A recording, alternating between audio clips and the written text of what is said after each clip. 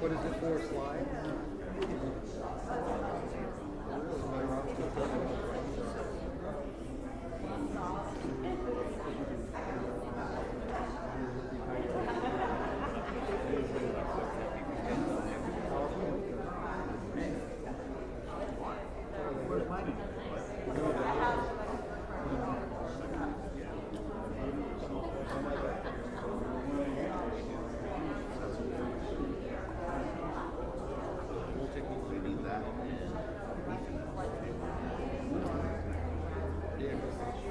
There's a reason right here.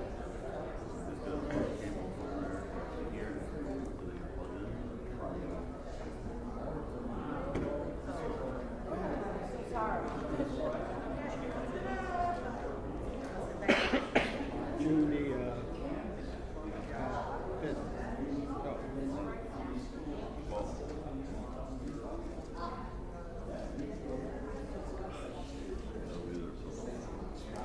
Not here, then.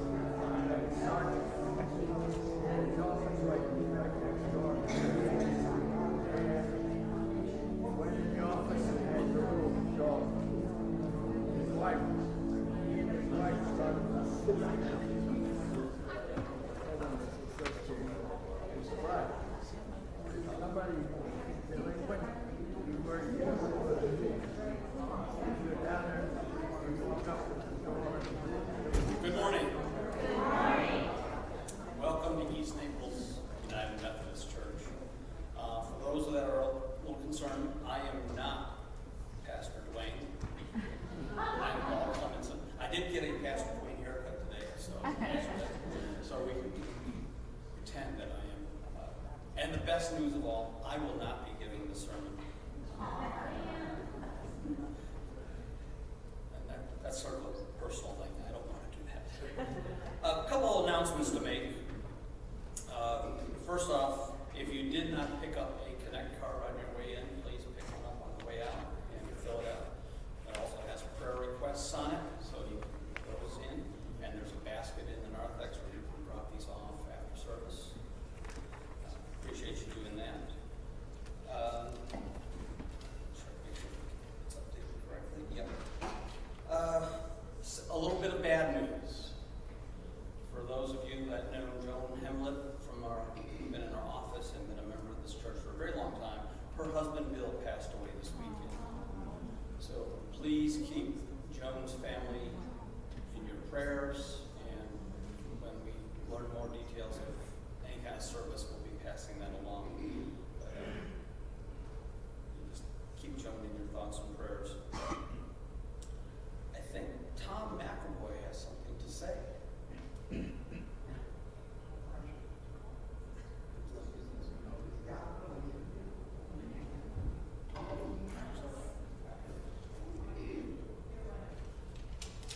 Good morning, church.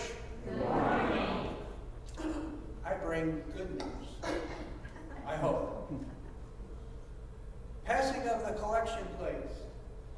For 2 years, we've been trying to put our money into that little slot in the boxes on each door, and the Connect cards, forgetting to put them in the basket, putting them in the slot.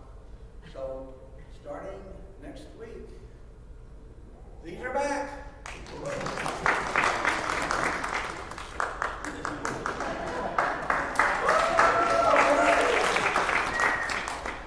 Yeah, we'll be beginning that. I've got 4 ushers, that will be me and my family, to work both sides. You're going to have to help us because when there's big spaces, you're going to have to get up and get some exercise, except for you, Charlie. We'll take care of you. All right. The next good news is communion. For 2 years, we've been trying to open those little buggers, and I don't know if you have problems with it, but I always open the second one first, and then I'm afraid I'm going to spill that blue stuff.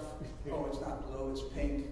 But anyway, we're going to do away with that. What we're going to do is you all come down like the old days. Remember the old days where you'd walk down, you take bread, dip it in the wine. I've been thinking about putting real wine in that too.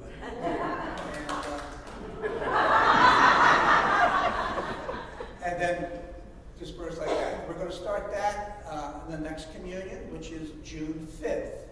So it will be exciting to do it that way. And for those of you that won't be able to get up and walk down, naturally, Carol or I will come to you, or I'll get somebody else and do communion that way for those that can't come up. So that's the good news I have for the church. Thank you.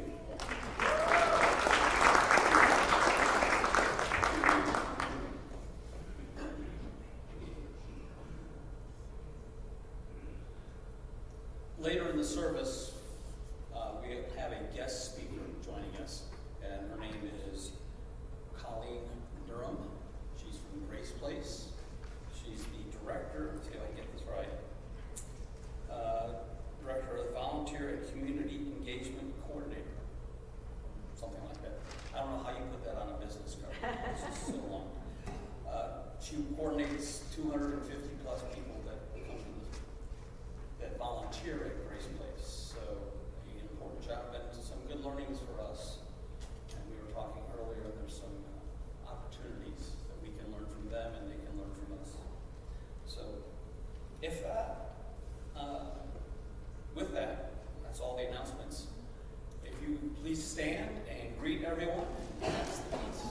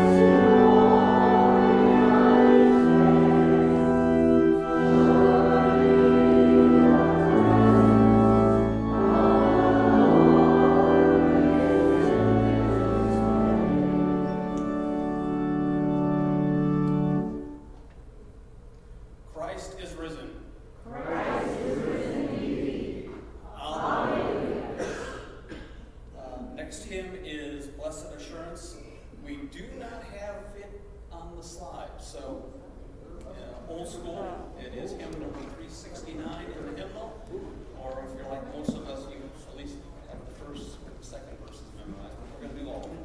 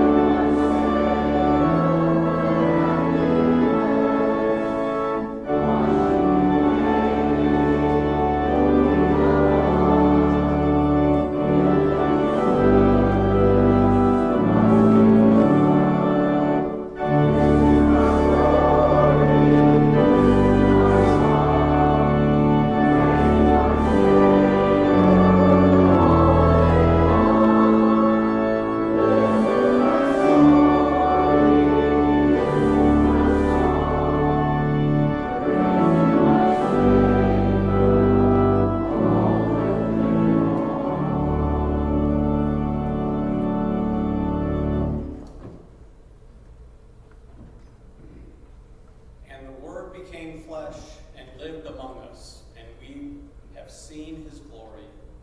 The glory as of the Father's only Son, full of grace and truth. Amen. You see?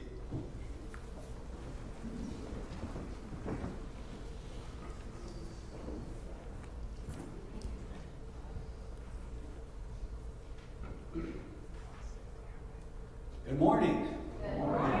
Well, we're the wake-up crew, so I hope this works for you.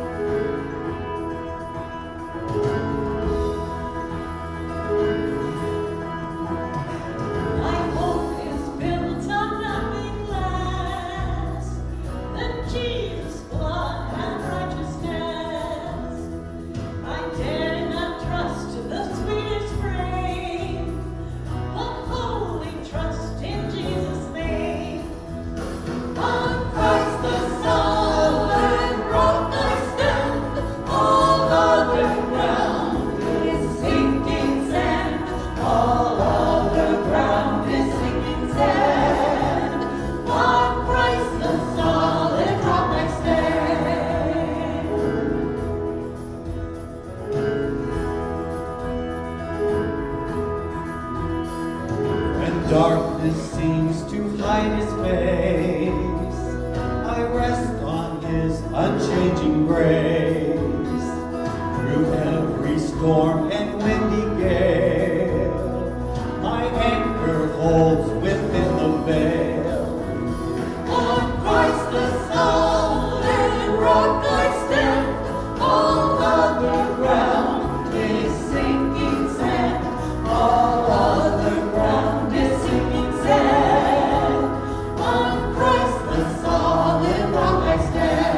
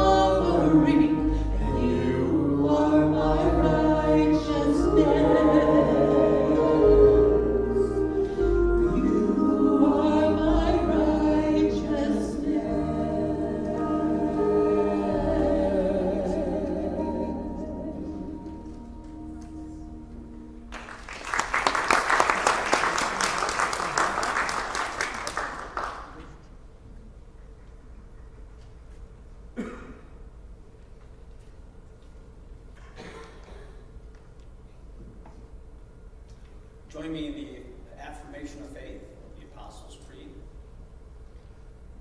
I believe in God, the Father Almighty, maker of heaven and earth, and in Jesus Christ, his only Son, our Lord, who was conceived by the Holy Spirit, born of the Virgin Mary, suffered under Pontius Pilate, was crucified and dead and buried. The third day he arose from the dead. He descended into heaven, and is at the right hand of God the Father Almighty. From thence he shall come to judge the living and the dead. I believe in the Holy Spirit, the Holy Catholic Church, the communion of saints, the forgiveness of sins, the resurrection of the body, and the life everlasting. Amen.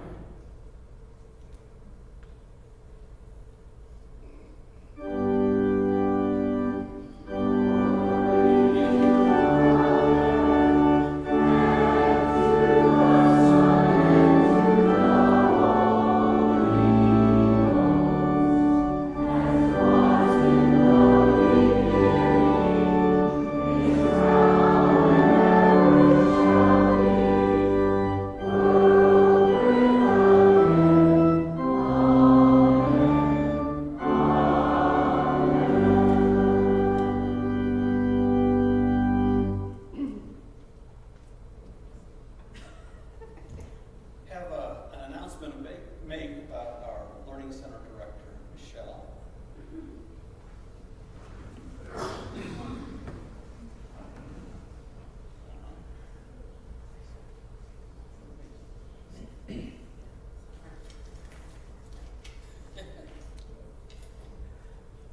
Michelle has been the Learning Center Director for the last 13 years.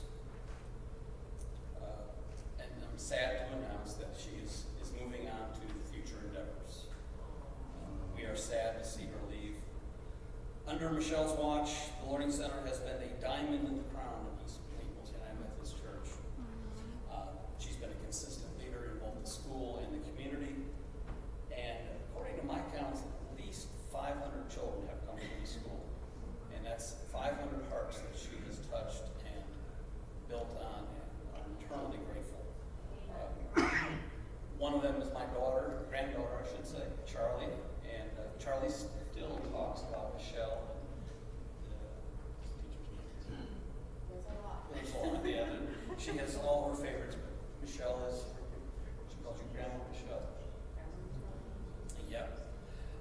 Her last day will be on June 3rd. So please help me wish Michelle good luck in her future, and we will miss her, and hopefully she'll come back and visit us sometime.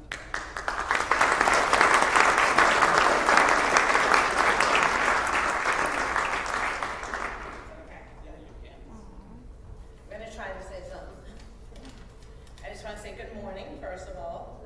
But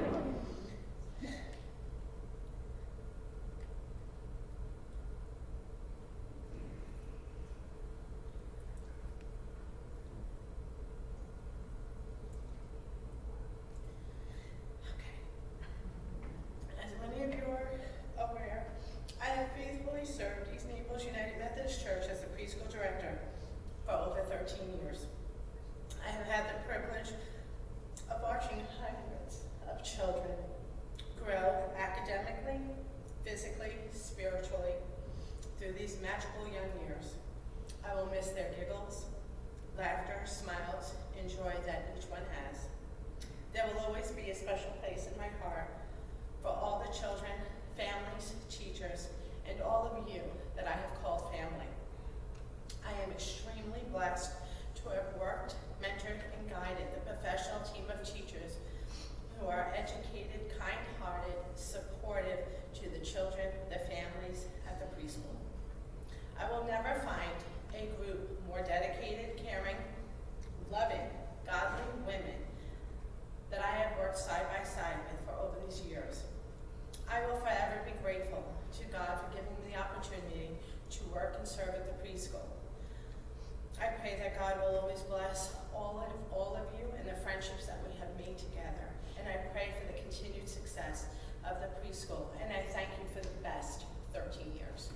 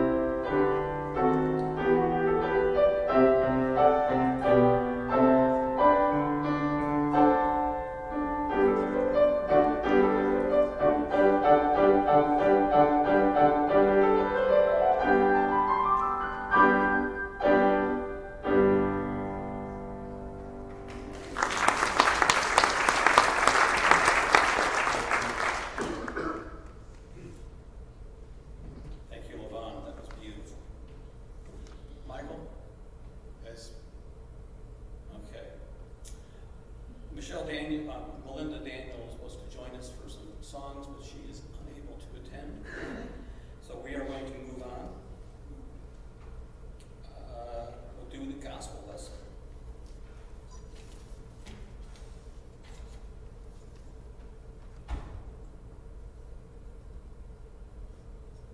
So the gospel lesson is John 13, verses 31 to 35.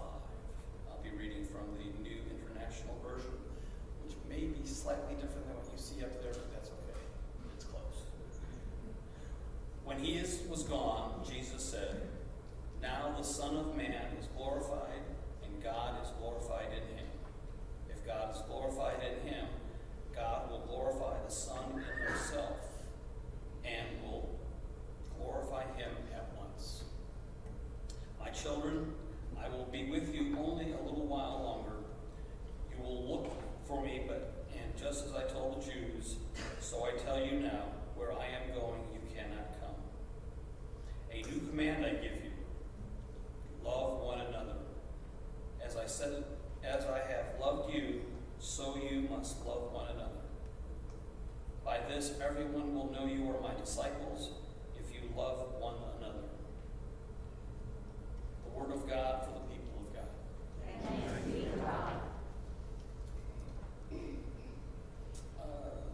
Next, skip that song, and Colleen, you're on. Again, I mentioned Colleen is joining us from Grace Place, and she's got some words for us. Thank you. Hello, everyone. Good morning. My name is Colleen Durham, and I am the Volunteer and Community Engagement Coordinator at Grace Place for Children and Families. So I am here today to kind of tell you about the work that we do, tell you about our history and our background. Some of you may be familiar, as this church has been a long-time supporter of Grace Place, but just go over our different programs, how we help the community, and help change lives. All right, so next slide. So Grace Place was founded in 2004 in a Methodist church, originally as a homework help club, helping about 60 students. It has now grown to a 5-acre campus, and we help over 1,000 students. Our mission is putting faith into action to provide pathways out of poverty through education. So we believe in providing educational opportunities for the whole family, from infants to adults. The families that we serve in our programs live in Golden Gate City. So Golden Gate City is a 4 square mile area over near Golden Gate Estates. In these 4 square miles, there are over 30,000 residents, with 10,000 of those being children under 18. So in just 4 square miles, we have 5 elementary schools, a middle school, and a high school. Most of the families in our program are living at or below the poverty level. Most of them do not speak English in the home, and 2/3 of the parents in our program do not have a high school education or higher. In our families in our programs, about 70% are Hispanic and 30% are Haitian Creole. So this is the community that we're located in. This is the community that we are helping. So I'm going to tell you about our different programs. So the first one is called Bright Beginnings. This is a program for children 0 to 4 and their parents. This is not a daycare. They cannot drop their children off. The parents also have to be enrolled. So when they come, this is a morning program. The children go to their preschool class with kids their age, and they learn typical early childhood education. These classes are taught in English to start preparing the children for school. One of our main goals is to make sure that all those students are ready for kindergarten, including English, reading, and all of those other benchmarks. Last year we had a 95% kindergarten readiness level. While the children are in their classes, the parents go to a parenting class. So we are trying to make sure that these parents can be their child's first teacher and be as best prepared as they can be. And so these parents are learning things like child development, nutrition, safety, discipline, all of those things. These classes are taught in English and then translated into Spanish and Creole. This program, Bright Beginnings, we've actually licensed it out to other facilities as well. So the Guadalupe Center in Immokalee uses it, as well as a place in Alabama. So we're really excited to keep spreading that word. We have about 150 parents and 150 children enrolled in this program right now. So we're really reaching a lot of people, but we're hoping to continue to reach more in the neighborhood. Actually, one more thing about Bright Beginnings is that if those parents choose to go full-time and stay that whole week, instead of 1 day a week, they then get 2 hours of English every day in addition to that parenting information. And that English class, that's going to open up a lot of doorways, especially after their children are in school and they're able to kind of get more time to work. They can get a better paying job with those English skills. So our next program is Academy of Leaders. This is our program for kindergarten through 8th grade. So during the school year, we have an after-school program, and then we have summer camps during the summer. Our elementary program is held on our Grace Place campus. We have about 200 students enrolled in that program. So they come to Grace Place, we pick them up on the bus from the 5 elementary schools. They get hot dinner, they get some outside time, and then they go to the classroom and they get academic support. We do projects, we have a STEM lab, we've got paid professional teachers that help teach them and get them up to speed. The other big benchmark is that 3rd grade testing benchmark, and we want to make sure that they are ready for that so that they will successfully graduate high school. Our middle school Academy of Leaders program is held at Golden Gate Middle School, and it's very similar. They also get hot dinner, they get some outside wellness time, and then they get to get academic support from our teachers and our volunteer tutors. Our LEAD program is our high school program. So this is Leaders Empowered to Achieve Dreams. And so in addition to that same after-school program where they get dinner, outside time, and academic tutoring, we also have a mentoring program. So we pair up volunteers with a high schooler, ideally based on your career path, your hobbies, some other factor where you can connect with that student. A lot of these students want to go to college, and they may not have anyone in their family or their life that has done that before. And so having a positive bond with an adult who has gone through the process of attending college and all those pitfalls to avoid and advice and just the experience that you've had, that is extremely valuable to someone to just guide them through that process and let them know that you can make mistakes and you can change your mind and things change with that. In addition to the mentoring program, we bring in career speakers. We're trying to let these students know what their options are after high school, right? There is four-year college, there is trade school, there's the military, there's going right into the workforce. There's not one set path for everyone, so helping them identify what they're good at, what they want to do, and helping them identify scholarships, write essays, things like that. We are also fortunate enough to be able to give away 4 full-ride scholarships to FGCU every year.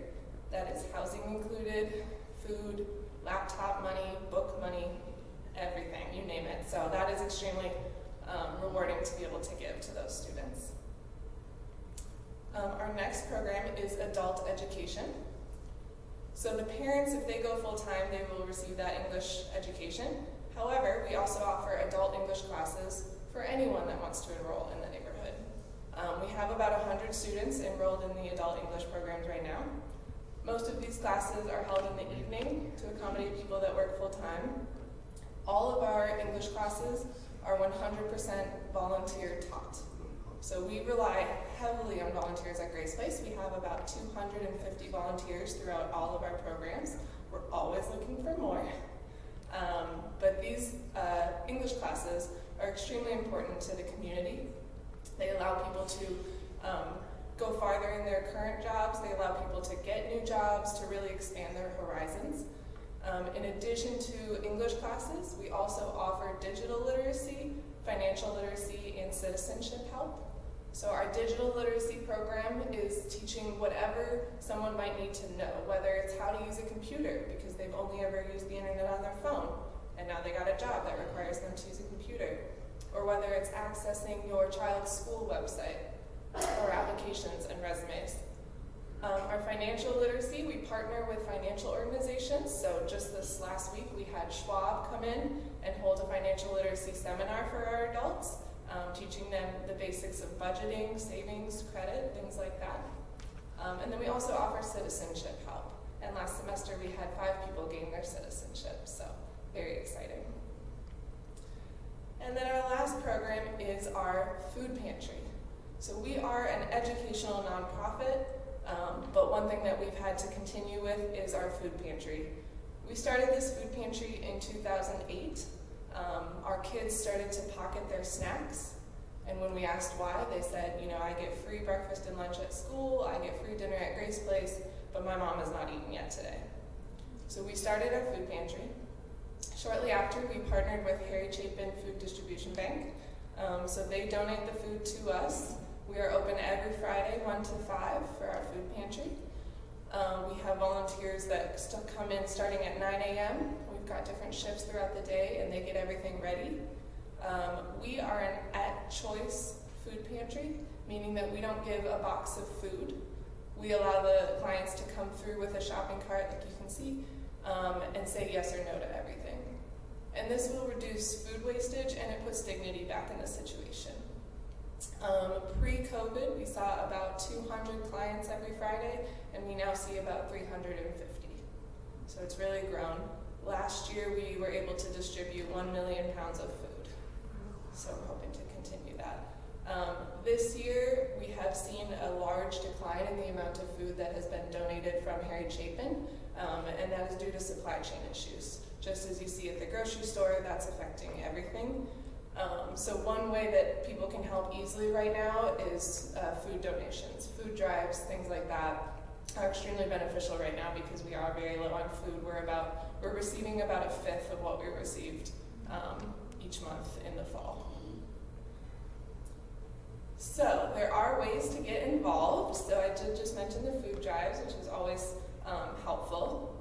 But there's also other ways. Donating, obviously, very easy way to touch some lives.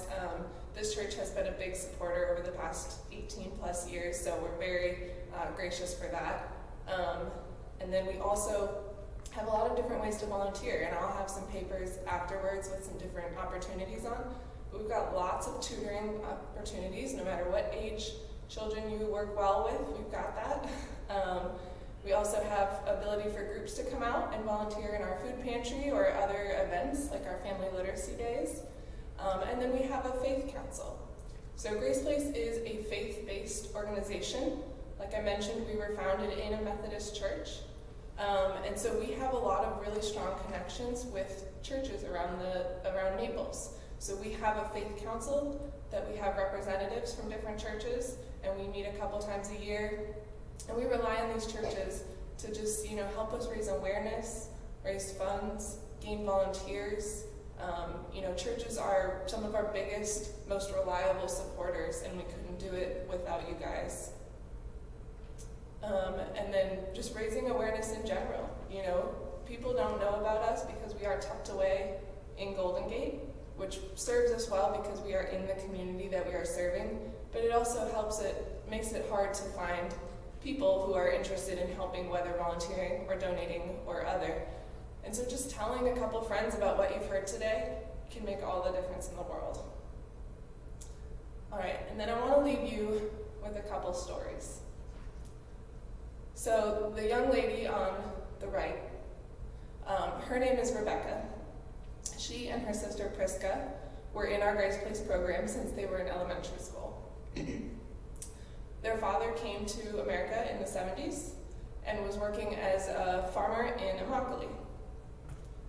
These girls attended Grace Place because it was a free program and they couldn't afford another after-school program. As they continued to go through the program, they became more and more involved. Several years ago, Rebecca was one of our scholarship recipients. She just graduated FGCU this month, a year early, and was applying to dental school. And her younger sister Priska is graduating high school right now, and she's also a recipient of our scholarship, and she will be heading to FGCU in the fall. These ladies have and are going to graduate college without any debt, which is going to allow them to really find any opportunities they can without being tied down by that. The gentleman in the middle, his name is Benjamin. His wife and daughter were enrolled in our Bright Beginnings class, and he was a landscaper at a country club, and they got pregnant with a second child. And so Benjamin went to his boss, and he said, I need more money, I need a raise, I'll do anything, I'll take on any responsibility, I'll do whatever I need to. And he said, Benjamin, I love you, and you're a great worker. However, the next step would be talking to the clients, and you don't speak English. So Benjamin enrolled in our adult English classes, and within 5 years, he received 3 promotions, and he now runs his own landscaping business with his brother. And he comes back to Grace Place for the digital literacy class to get their website up and running. And then the last woman, her name is Eliana. She was one of the first moms that was enrolled in Grace Place back in probably 2005 or 6. And she came here from Bolivia with a toddler with Down syndrome. She found Grace Place, enrolled in the programs, went full-time, and she really found a community, right? She needed help with her son, she needed help with the language, with the everything that was coming to a new country. Within 2 years, she was speaking at our gala in front of 400 people in English, and she now speaks at the White House and in front of the UN about getting more help for immigrants with children with disabilities. And she still comes back to Grace Place every once in a while to talk to our moms, to talk to our families, and encourage them, with her story of what you can do if you are given the opportunities and you put in the work, which all of our families do. And so I just want to leave you with, what we believe, which is education changes everything. We really appreciate your church's assistance. We appreciate all of our church's assistance. If anyone wants to volunteer, we have lots of opportunities. If anyone wants to come out for a tour, whether it's just you or you want to get a group from the church together, we'd be more than happy to show you our campus. Some of your congregation works at Grace Place, so there are ways to find out more information as well. So thank you for listening to me talk